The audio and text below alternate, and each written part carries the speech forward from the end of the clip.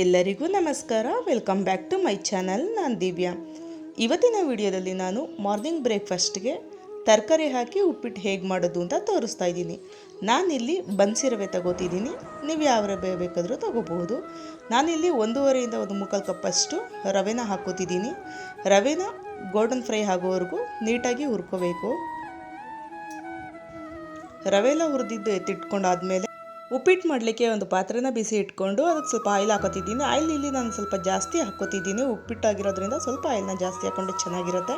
ಅದಕ್ಕೆ ಸಾಸಿವೆ, ಕರಿಬೇವಿನ ಸೊಪ್ಪು, ಸ್ವಲ್ಪ ಕಡಲೆಬೇಳೆ, ಈರುಳ್ಳಿ, ಹಸಿರು ಮೆಣಸಿನ್ಕಾಯಿ ಹಾಕಿ ಚೆನ್ನಾಗಿ ಬಾಡಿಸ್ಕೊಂಡು ಸ್ವಲ್ಪ ಬಟಾಣಿನ ಹಾಕೋತಿದ್ದೀನಿ. ಹಸಿ ಬಟಾಣಿ ಹಾಕೊಂಡು ಚೆನ್ನಾಗಿ ಫ್ರೈ ಮಾಡಿ, ಹಾಗೆ ಟೊಮೆಟೊ ಹಾಕೋತಿದ್ದೀನಿ. ಒಂದು 4 ಟೊಮೆಟೊ ಹಾಕೋಬೇಕು.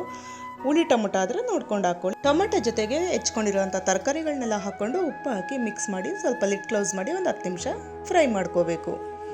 ಟೊಮೆಟೊ ಮತ್ತು ತರಕಾರಿ ಎರಡು ಒಟ್ಟಿಗೆ ಫ್ರೈ ಆಗುತ್ತೆ ಹೀಗೆ ಮಾಡೋದ್ರಿಂದ. ನಾನು ಉಪ್ಪು ಕ್ವಾಂಟಿಟಿ ಎಷ್ಟು ಬೇಕಾಗುತ್ತೋ ಇವಾಗಲೇ ಅಷ್ಟನ್ನು ಹಾಕೋತಿದ್ದೀನಿ. ಇವಾಗ ಚೆನ್ನಾಗಿ ಫ್ರೈ ಆದಮೇಲೆ 1 ಕಪ್ಪು ರವೆಗೆ ನಾನು 3 ಕಪ್ಪಷ್ಟು ನೀರು ಹಾಕೋತಿದ್ದೀನಿ. ನಾನಿಲ್ಲಿ 1.5 ಕಪ್ ತೊಗೊಂಡಿರೋದ್ರಿಂದ ಒಂದು 5 ಕಪ್ಪು 5.5 ಕಪ್ಪಷ್ಟು ನೀರು ಹಾಕ್ಕೊಂಡ್ರೆ ಸಾಕಾಗುತ್ತೆ. ಉಡುಡಿಯಾಗಿ ಬರುತ್ತೆ ಉಪ್ಪಿಟ್ಟು. ಈ ಬನ್ಸಿ ರವೆನಲ್ಲಿ ಉಪ್ಪಿಟ್ಟು ಮಾಡಿದಾಗ ನಾವು ಉರುಡಿಯಾಗಿ ಮಾಡಿದ್ರೇ ಚೆನ್ನಾಗಿರುತ್ತೆ. ಸ್ವಲ್ಪ ಅರಿಶಿನ ಹಾಕಿ ಒಂದು ಕುದಿ ಬರೋವರೆಗೂ ಲಿಡ್ ಕ್ಲೋಸ್ ಮಾಡಿ ಕುದಿ ಬರೆಸ್ಕೊಳ್ಳಿ. ಕುದಿ ಬಂದಮೇಲೆ ಚೆಕ್ ಮಾಡ್ಕೊಳ್ಳಿ. ತರಕಾರಿ ಆಗಿರ್ಬೋದು, ಬಟಾಣಿ ಆಗಿರ್ಬೋದು ಚೆನ್ನಾಗಿ ಬೆಂದಿರುತ್ತೆ. ಒಂದು ಸಣ್ಣ ಕಪ್ಪಷ್ಟು ತೆಂಗಿನಕಾಯಿ ಹಾಕಬೇಕು. ಹಾಗೆ ಕೊತ್ತಂಬರಿ ಸೊಪ್ಪು ಹಾಕಿ ನೀಟಾಗಿ ಮಿಕ್ಸ್ ಮಾಡಿ ಇವಾಗ ಹುರಿದಿಟ್ಕೊಂಡಿರೋಂಥ ರವೆನ ಹಾಕ್ಕೊಳ್ಳೋಣ. ಒಂದು ಕೈಲಿ ರವೆನ ಸ್ವಲ್ಪನೇ ಹಾಕ್ಕೊಂಡು ಇನ್ನೊಂದು ಕೈಯಲ್ಲಿ ತಿರ್ಸ್ಕೊತಾ ಹೋಗಬೇಕು. ಹೀಗೆ ಮಾಡೋದ್ರಿಂದ ರವೆ ಯಾವುದೇ ರೀತಿ ಗಂಟು ಆಗೋದಿಲ್ಲ, ನೀಟಾಗಿ ಹುಡುಡಿಯಾಗಿ ಬರುತ್ತೆ. ಇವಾಗ ನೀಟಾಗಿ ಮಿಕ್ಸ್ ಮಾಡಿಕೊಂಡು ಮೀಡಿಯಮ್ ಫ್ಲೇಮಲ್ಲಿ ಒಂದು 10 ನಿಮಿಷ ಮುಚ್ಚಿಡಬೇಕು, ಲಿಡ್ ಕ್ಲೋಸ್ ಮಾಡಿ. ಇವಾಗ ಲಿಡ್ ಓಪನ್ ಮಾಡಿ ನೋಡಿ, ನೀಟಾಗಿ ಮಿಕ್ಸ್ ಮಾಡಿ ಫುಲ್ಲು ಊರಿನ ಲೋ ಫ್ಲೇಮಲ್ಲಿ ಇಟ್ಕೊಂಡು ಮತ್ತೆ ಒಂದು 5 ನಿಮಿಷ ಲಿಡ್ ಕ್ಲೋಸ್ ಮಾಡಿದ್ರೆ ಒಂದು 5 ನಿಮಿಷ ಬಿಟ್ಟರೆ ಅದರ ಹಬೆನಲ್ಲೇ ಉಪ್ಪಿಟ್ಟು ರೆಡಿಯಾಗಿ ಹೋಗುತ್ತೆ. ನಾನು ಉಪ್ಪಿಟ್ಟನ್ನ ರೆಡಿ ಮಾಡೋ ಅಷ್ಟರಲ್ಲಿ ನನ್ನ ಹಸ್ಬೆಂಡ್ ಕೂಡ ದೇವರಿಗೆ ಅಭಿಷೇಕ ಮಾಡ್ತಾಯಿದ್ರು. ಹಾಗಾಗಿ ಇದನ್ನು ಒಂದು ಕ್ಲಿಪ್ಪಿಂಗ್ನ ಆ್ಯಡ್ ಮಾಡಿದ್ದೀನಿ, ಚೆಕ್ ಮಾಡಿ. ಹಾಲು, ನೀರು, ಮೊಸರು, ಹಾಗೆ ಅರಿಶಿನ, ಕುಂಕುಮ ಈ ಥರ ಪಂಚಾಮೃತ ಅಭಿಷೇಕ ಮಾಡ್ತಾರೆ. ದಿನನಿತ್ಯ ಅಭಿಷೇಕ ಮಾಡ್ತಾರೆ, ದಿನನಿತ್ಯ ಅಲಂಕಾರ ಮಾಡ್ತಾರೆ. ಸ್ವಲ್ಪನೇ ಕ್ಲಿಪ್ಪಿಂಗ್ನ ಇಲ್ಲಿ ಆ್ಯಡ್ ಮಾಡಿದ್ದೀನಿ. ಯಾರಿಗೆಲ್ಲ ದೇವ್ರ ಪೂಜೆ ಬಗ್ಗೆ, ಅಭಿಷೇಕದ ಬಗ್ಗೆ ಇನ್ಫಾರ್ಮೇಷನ್ ಬೇಕು ದಯವಿಟ್ಟು ಕಮೆಂಟ್ ಮಾಡಿ ತಿಳಿಸಿ, ನಾನು ಅದ್ರ ಬಗ್ಗೆ ವಿಡಿಯೋ ಮಾಡ್ತೀನಿ. ಅಭಿಷೇಕ ಎಲ್ಲ ಮುಗಿದು ದೇವರಿಗೆ ಅಲಂಕಾರ ಮಾಡಿದ್ಮೇಲೆ ಈ ಥರ ಇತ್ತು. ಅದನ್ನು ಒಂದು ಚಿಕ್ಕದಾಗಿ ಕ್ಲಿಪ್ಪಿಂಗ್ನ ಆ್ಯಡ್ ಮಾಡಿದ್ದೀನಿ ನೋಡಿ. ನಾವು ಶಿವ ಮತ್ತು ಕಾಳಿಕಾ ದೇವಿಯ ಆರಾಧಕರು ಪ್ರತಿನಿತ್ಯ ಅಭಿಷೇಕ ಮಾಡಿ ಅಲಂಕಾರ ಮಾಡ್ತೀವಿ. ಹಾಗೆ ರಂಗೋಲಿದು ಕೂಡ ಒಂದು ಕ್ಲಿಪ್ಪಿಂಗ್ನ ಆ್ಯಡ್ ಮಾಡಿದ್ದೀನಿ. ಪೂಜೆ ಎಲ್ಲ ಮುಗಿಸಿ ಟಿಫನ್ ತಿಂದಾಯಿತು. ಟಿಫನ್ ತಿಂದ ತಕ್ಷಣ ನಮಗೆ ಟೀ ಕುಡಿಯೋ ಅಭ್ಯಾಸ ಇದೆ, ನನ್ನ ಹಸ್ಬೆಂಡ್ಗೆ ನನಗೆ ಇಬ್ಬರಿಗೂ. ಹಾಗಾಗಿ ಇಲ್ಲಿ ಟೀನ ಮಾಡ್ತಿದ್ದೀನಿ. ಯಾರೆಲ್ಲ ಇಲ್ಲಿ ಟಿಫನ್ ತಿಂದ ತಕ್ಷಣ ಟೀ ಕುಡಿತೀರಾ ಅಂತ ಕಮೆಂಟ್ ಮಾಡಿ ತಿಳಿಸಿ. ನಮಗಂತೂ ಕಂಪಲ್ಸರಿ ಟಿಫನ್ ಆದ ತಕ್ಷಣ ಟೀ ಬೇಕೇ ಬೇಕು.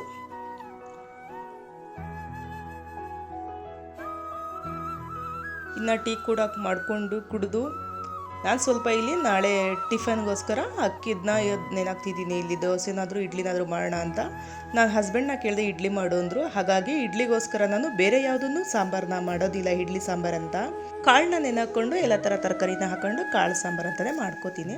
ನಾನಿಲ್ಲಿ ನಾನು ತೋರಿಸಿದ್ನಲ್ಲ ಲೋಟ, ಆ ಲೋಟದಲ್ಲಿ 2 ಲೋಟದಷ್ಟು ಅಕ್ಕಿನ ಹಾಕ್ಕೊಂಡಿದ್ದೀನಿ. ನೀಟಾಗಿ ಒಂದು 7 ರಿಂದ 8 ಸಲ ಅಕ್ಕಿನ ತೊಳೆದು ಇಟ್ಕೊತೀನಿ. ನಾನು ರೇಷನ್ ರೈಸ್ನ ಹಾಕೋದ್ರಿಂದ ಸ್ವಲ್ಪ ಅದರಲ್ಲಿ ಹೊಟ್ಟು ಜಾಸ್ತಿ ಇರುತ್ತೆ. ಹಾಗಾಗಿ ಒಂದು 7 ರಿಂದ 8 ಸಲ ಅಕ್ಕಿನ ನೀಟಾಗಿ ವಾಶ್ ಮಾಡ್ಕೊಂಡು ಇಟ್ಕೊತಿದ್ದೀನಿ.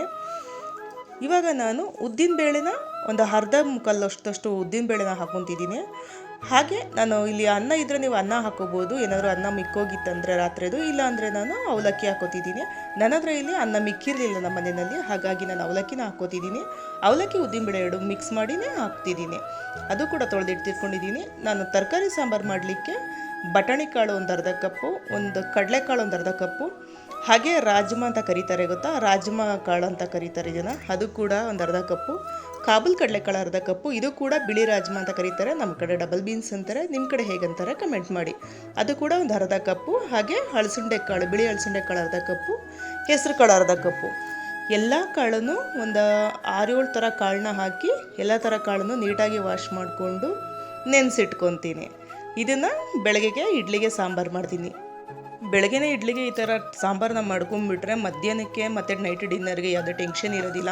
ಕೆಲ್ಸಕ್ಕೆ ಹೋಗಲ್ಲ ಹೆಣ್ಮಕ್ಳಿಗೂ ಕೂಡ ಲೇಡೀಸ್ಗೂ ಕೂಡ ಈಸಿ ಆಗುತ್ತೆ.